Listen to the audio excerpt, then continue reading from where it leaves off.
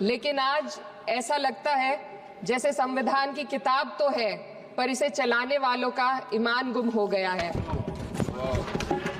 आज हिंदुस्तान में हर वर्ग को किसी न किसी चुनौती का सामना करना पड़ रहा है, मगर अल्पसंख्यक खासतौर पर मुसलमानों पर जो कहर टूटा है वो किसी से छुपा नहीं है। ये लोग सिर्फ अपने मजहबी पहचान की वजह से निशाने पर हैं। संविधान का अनुच्छेद 15 कहता है कि किसी भी नागरिक के साथ धर्म, जाति या किसी और वजह से भेदभाव नहीं होना चाहिए, लेकिन हकीकत इसके उलट है। हालात इस कदर बिगड़ चुके हैं कि hate speech, mob lynching, bulldozer द्वारा घरों को गिराने की घटनाएं आम हो गई हैं, खास तौर पर उत्तर प्रदेश में, जहां ऐसा लगता है जैसे कानून के नाम पर जंगल राज चल रहा हो। संभल में जो हुआ वो सबके सामने है। पुलिस के संरक्षण में निर्दोष लोगों की हत्या की गई और सरकार ने चुप्पी साध ली। अल्पसंख्यकों पर हिंसा बढ़ती जा रही है, मगर सत्ता में बैठे लोग या तो आंखें मूंदे हुए हैं या फिर इन घटनाओं को बढ़ावा दे रहे हैं। हद तो तब हो जाती है जब न्यायपालिका की बात भी अनसुनी कर दी जाती है। सुप्रीम कोर्ट ने मॉब लिंचिंग पर 11 सूत्रीय निर्देश जारी किए थे। इसमें साफ कहा गया था कि राज्य सरकारें और पुलिस इस तरह की घटनाओं को रोकने और दोषियों पर सख्त कार्रवाई करने के लिए जिम्मेदार है, लेकिन आज भी इन निर्देशों पर अमल नहीं हो रहा है। हाल ये है कि मॉब लिंचिंग को रोकने की बजाय सत्ता में बैठे लोग आग में घी डालने का काम कर रहे हैं। उनकी जुबान से ऐसी बातें निकलती हैं जो नफरत को और बढ़ावा देती है। ये अशांति अब इतनी गहराई तक फैल चुकी है कि हमारे समाज के धर्मनिरपेक्ष चरित्र पर गंभीर सवाल उठ रहे हैं। साल की शुरुआत में ही कई राज्यों में दुकानदारों को अपने नाम बोर्ड पर लगाने के लिए मजबूर किया गया। इसे सेहत और सुरक्षा के कानूनों का हिस्सा बताया गया, मगर असल मंशा कुछ और थी। ये कदम खास तौर पर मुसलमान दुकानदारों को निशाना बनाकर उठाया गया ताकि उनकी रोजी रोटी पर चोट की जाए। पिछले हफ्ते मुरादाबाद में एक मुस्लिम डॉक्टर को हिंदू बहुल्य मोहल्ले में घर खरीदने पर विरोध झेलना पड़ा।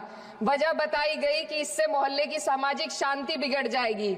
अब आप ही बताइए, क्या ये वजह सही है, जायज है?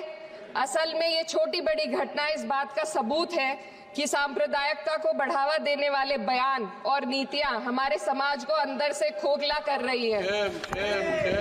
उत्तर प्रदेश में यति नरसिंहन ने बेहद घटिया बयान दिया, लेकिन सरकार इन बयानों पर कोई कार्रवाई नहीं कर रही।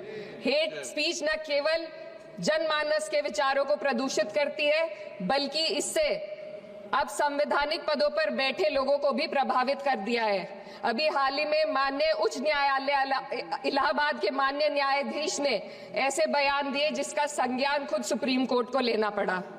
संविधान के अनुच्छेद 29 और 30 ने अल्पसंख्यकों को उनके मजहबी और सांस्कृतिक हक दिए हैं ताकि वो अपनी पहचान को बचा सके और अपने संस्थान चला सके, लेकिन आज उन्हीं हकों पर हर तरफ से चोट की जा रही है। वक्फ जैसे बिल लाकर उनके धार्मिक अधिकारों को छीनने की कोशिश की जा रही है। आज अल्पसंख्यक समुदाय को संविधान द्वारा दिए गए अपने बुनियादी अधिकार पाने के लिए लंबी लड़ाई लड़नी पड़ रही है।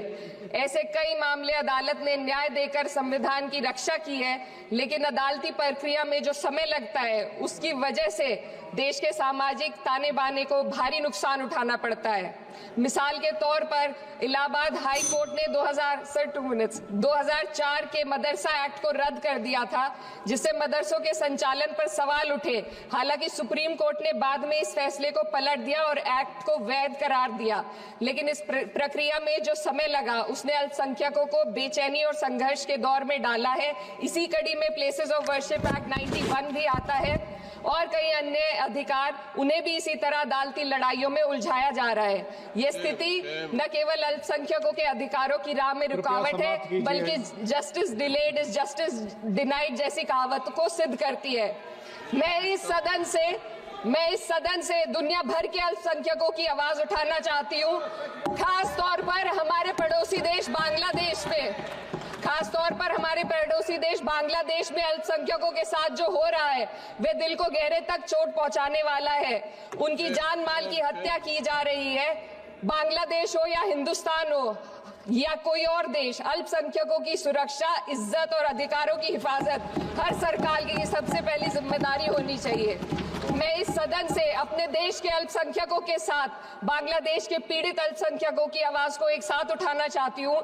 ये वक्त की पुकार है कि हम सब मिलकर ये सुनिश्चित करें कि किसी भी इंसान को उसकी पहचान या मजहब के कारण डरकर जीने पर मजबूर ना होना पड़े।